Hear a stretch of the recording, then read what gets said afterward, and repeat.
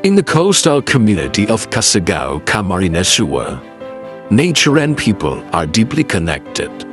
But environmental challenges threaten both livelihoods and ecosystems. To support environmental sustainability and community resilience, the Kiwanis Club of Doradal Magayon launched a mangrove restoration project aimed at protecting coastal ecosystems and educating the next generation. Ito yung community dito sa Calabanga, Camarines Sur na nawawala pag merong kalamidad. So we decided, the Kiwanis Club of Daragang Magayon, to plant mangroves. Because planting mangroves has a long-lasting impact to the environment. And at the same time, we are also concerned on the climate change.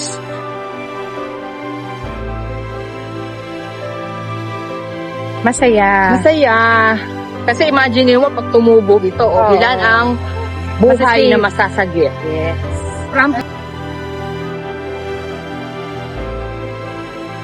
Masaya.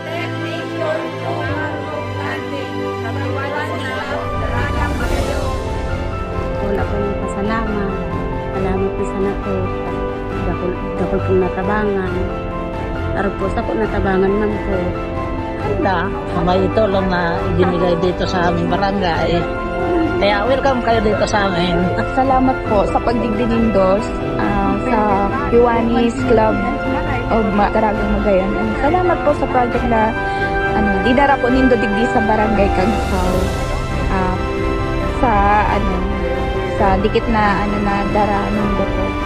Ako lang tabang na po iniyo sa mga tao na iraw po digdi. Ang masasabi ko lang ma'am sa Kiwanis Club International, salamat na maray sa pagtaoning panahon na makaigdi sa Barangay Cagsaw na mabisita maninda ang Barangay Cagsaw kung ano pa ang pwede nindang maitabang digdi sa muya.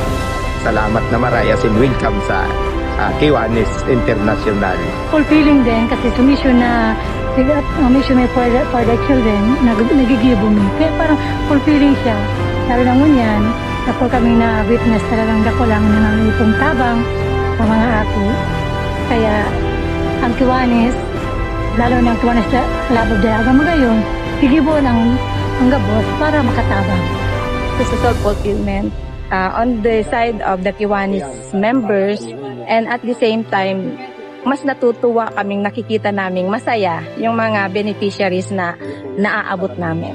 It is not just being a member, but you're putting your heart to what you are doing.